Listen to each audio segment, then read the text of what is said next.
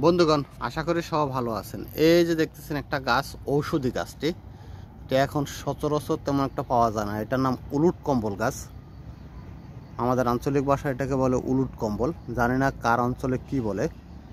এটার ঔষধি গুণ ভরপুর একটি গাছ, একেবারে প্রাকৃতিক, আহ্লাদনীয়, কোনো রকম পার্শ্ব প্রতিক্রিয়া নেই।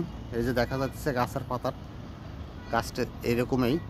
তবে এখন বেশি সচরাচর সমতলে দেখা যায় না, একমাত্র পাহাড় ছাড়া। এই যে দেখতেছেন, আমি এই এলাকাটিতে আসছিলাম ঘোরার জন্য। ঘুরতে এসে এই পাহাড়ের উপরে উঠলাম। উঠার পর আমি দেখলাম যে এই ঔষধি গাছটি উলুট কম্বল গাছটি আপনারা ভালো করে দেখার জন্য একটু জুম করে নিলাম। এই যে দেখেন, এই পাতার যে ঢালগুলো দেখা যাচ্ছে, এগুলোকে আপনি পানির সাথে মিশাইয়া ছোট ছোট পিস করে, এইভাবে ছোট ছোট পিস করে পানির সাথে ভিজাইয়া রাখলে এটা থেকে যে আঠা জাতীয় এক ধরনের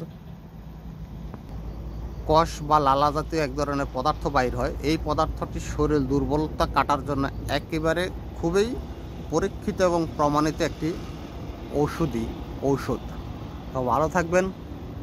যেখানে এই গাছটি পাবেন, শরীর দুর্বলতার জন্য সেবন করবেন। আল্লাহ হাফেজ।